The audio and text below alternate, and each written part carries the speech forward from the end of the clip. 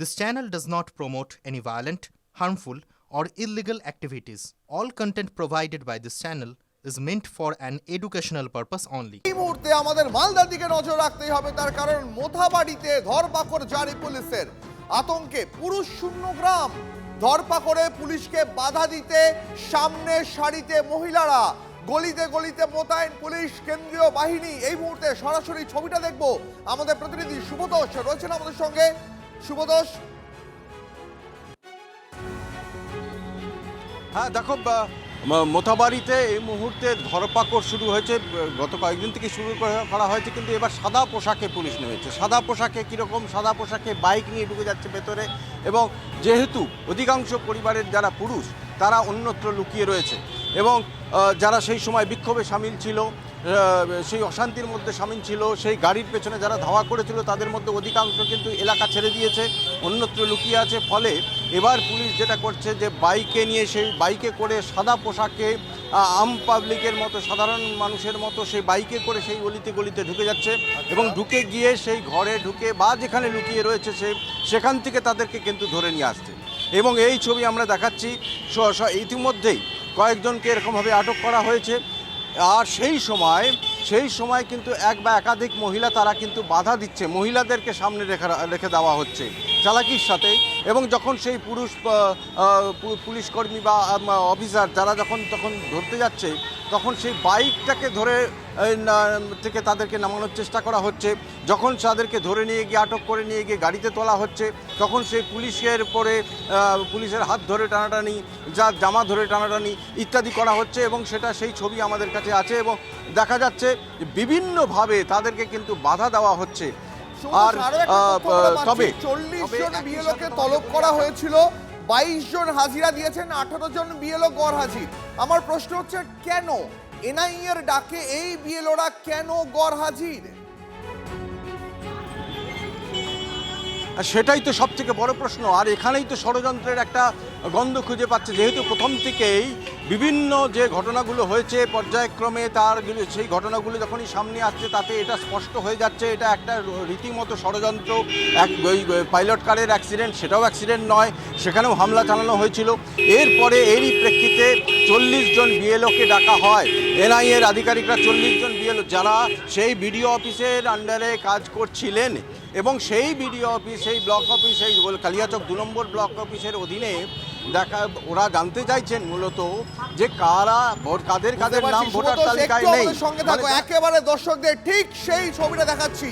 মোথাবাড়িতে পুলিশের ধরপাকড় জারি, আতঙ্কে পুরুষ শূন্য গ্রাম।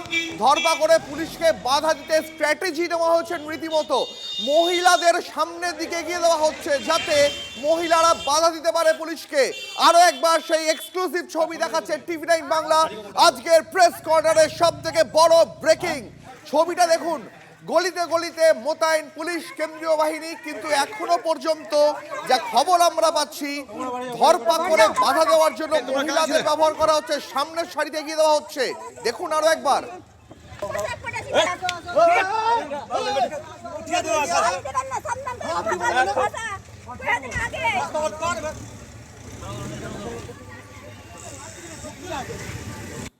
এই এলাকায় ভোটার তালিকায় নাম না থাকা ব্যক্তির সংখ্যা কত? যাদের নাম নেই তারাই কি সেদিন নৈরাজ্য তৈরি করেছিলেন, নাকি বাইরের লোকের জমায়েত ছিল? গোটাটাই কি পূর্ব পরিকল্পিত ছিল? কেন 18 জন বিএলও এনআইএ ডাকে সাড়া দিলেন না? এই সমস্ত প্রশ্নের উত্তর খুঁজছেন এনআইএ এর আধিকারিকরা। আর একবার চলে যাব, শুভতোষ আমাদের সঙ্গে রয়েছেন। শুভতোষ, এখনো পর্যন্ত আমরা যা জানতে পেরেছি, এনআইএ পূর্ণাঙ্গ রিপোর্ট আজকে জমা দেওয়ার কথা এনআইএর। এখনো পর্যন্ত কি খবর রয়েছে তোমার কাছে? এই এলাকায় তল্লাশি চালিয়ে তদন্ত করে এনআইএ গোয়েন্দার এখনো পর্যন্ত কি কি তথ্য জানতে পেরেছেন প্রাথমিকভাবে? দেখো, এখনো পর্যন্ত এটা মোটামুটি স্পষ্ট হয়েছে, এবং সেই দিকেই এনআইএর আধিকারিকরা এগিয়েছেন যে এটা পূর্ব পরিকল্পনা করা হয়েছে। একাধিক জায়গায় কিছু ব্যক্তির পরিচিতি চলে আসছে যারা কখনো সুজাপুরে ছিলেন, এবং তারাই কিন্তু আবার মোথাবাড়িতে এসে সেই পরিচালনা করেছেন এই বিক্ষোভ। শুধু তাই নয়, সুজাপুর এর বিধানসভা কেন্দ্র এবং মোথাবাড়ি বিধানসভা কেন্দ্রের মাঝখানের যে জায়গা, ঠিক সেই জায়গাতে একদল মানুষ আছেন যারা কিন্তু এইখানে তারা হাজির ছিলেন। সবথেকে বড় বিষয়, যে কারণে 40 জনকে ডাকা হয়েছে বিএলও, এই প্রশ্নের উত্তরেই যে যারা এই মোথাবাড়ি বিধানসভা, বিশেষ করে বিডিও অফিস, কালিয়াচক 2 বিডিও অফিসের অন্তর্ভুক্ত যে সমস্ত মানুষ যাদের নাম নেই বা যাদের নাম মানে ডিলিটেড আছে, তারা ক্ষোভ দেখাচ্ছে নাকি তার বাইরে আরও, তাহলে এই সংখ্যাটা কত? এই যে এত বিপুল পরিমাণ সংখ্যা, সেই সংখ্যাটা ইতিমধ্যেই তারা মানে বিভিন্নভাবে তদন্তের মাধ্যমে সেটা বুঝে গেছেন। সে বিভিন্ন ভিডিও ফুটেজ তারা কালেক্ট করেছেন এবং সেই ভিডিও ফুটেজ কালেক্ট করে তার একটা পরিসংখ্যান তারা বার করেছেন। এরপরে বিএলওদের কাছ থেকেই তারা এটা জানতে চাইছেন যে সেখানে ওই সংখ্যাটা কত যাদের নাম নেই, তো তাহলে তারা ক্ষোভ দেখাবে। নজর রাখো। কয়দিন হলো? কি নাম আপনার স্বামীর নাম কি? স্বামীর নাম কি? আপনার স্বামীর নাম কি?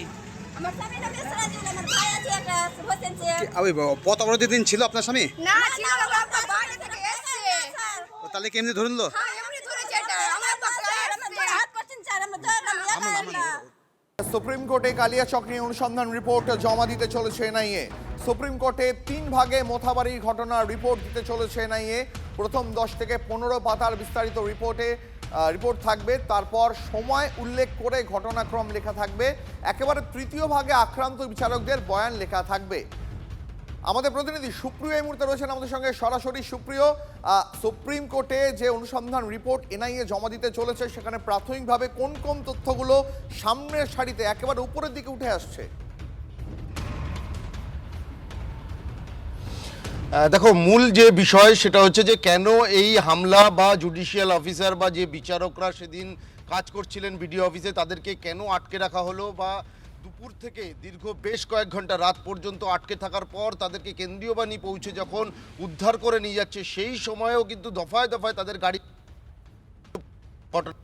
আর এই যে গোটা হামলার যে ঘটনা বা জুডিশিয়াল অফিসারদের যে আটকে রাখার যে ঘটনা, সেটা কি তাৎক্ষণিকভাবেই তৈরি হয়েছিল নাকি এটা পূর্ব পরিকল্পিত? কারণ কোথাও গিয়ে তদন্তকারীরা কিন্তু যেটা অনুমান করছেন যে এই গোটা ঘটনার নেপথ্যে একটা গভীর ষড়যন্ত্র এবং পরিকল্পনা কাজ করেছে, এবং সেই সংক্রান্ত যে সমস্ত তথ্য এখনো পর্যন্ত এনআইএর আধিকারিকরা গত কয়েকদিন ধরে পেয়েছেন, তাদের হাতে এসে যেগুলো পৌঁছেছে, যাদের সঙ্গে তারা কথা বলেছেন, সিসিটিভি ফুটেজ থেকে শুরু করে প্রত্যক্ষদর্শীদের বয়ান, যে 7 জন জুডিশিয়াল অফিসার আটকে ছিলেন তাদের বয়ান, এবং এখনো পর্যন্ত যারা গ্রেপ্তার হয়েছে মোফাক্করুল সহ তাদের বয়ান, এই সমস্ত কিছুর উপরে ভিত্তি করে তারা যেটা মনে করছেন সেটাকেই কিন্তু অনুসন্ধান রিপোর্ট আকারে আজকে কয়েকটা ধাপে, 3টে ধাপে আদালতের সামনে সুপ্রিম কোর্টে তারা পেশ করবেন। এবং সেই রিপোর্ট পেশ করার ক্ষেত্রে এখানে আরও একটা কিন্তু তাৎপর্যপূর্ণ বিষয় আছে, যে এই এসআইআর পর্বের শুরুর পরে এই যে এখন যে জুডিশিয়াল পর্ব চলছে, বিএলওদের সঙ্গে কিন্তু 22 জন বিএলওর সঙ্গে কথা বলেছেন এনআইএ আধিকারিকরা, যেটা আমরা জানতে পারছি। এবং এই বিচারক বিএলওদের সঙ্গে কথা বলার মধ্যে দিয়ে এনআইএ আধিকারিকরা যেটা জানার চেষ্টা করছেন যে কতজনের নাম বাদ গেছে ওই এলাকার মানুষের তালিকা থেকে, এবং সেই নাম বাদ যাওয়ার নেপথ্যে কী কারণ, তাদের যথাযথ ডকুমেন্টস না থাকা না কী কারণে সেই নামগুলো বাদ গেছে। এবং এই যে সেদিন যারা এই আন্দোলন বিক্ষোভ বা জুডিশিয়াল অফিসারদের আটকে শুধুমাত্র যাদের নাম বাদ গেছে তারাই, নাকি বাইরে কোনো জায়গা থেকে এদেরকে একত্রিত করে সেদিনের এই আন্দোলন সংগঠিত করা হয়েছিল? গোটা ঘটনার নেপথ্যে ঠিক কি রয়েছে, এটাই কিন্তু মূল বিষয়, এবং সেই সংক্রান্ত যাবতীয় অনুসন্ধান রিপোর্ট আজ সুপ্রিম কোর্টে একেবারে আমাদের নজরও থাকবে। সুপ্রিয়, অনেক ধন্যবাদ।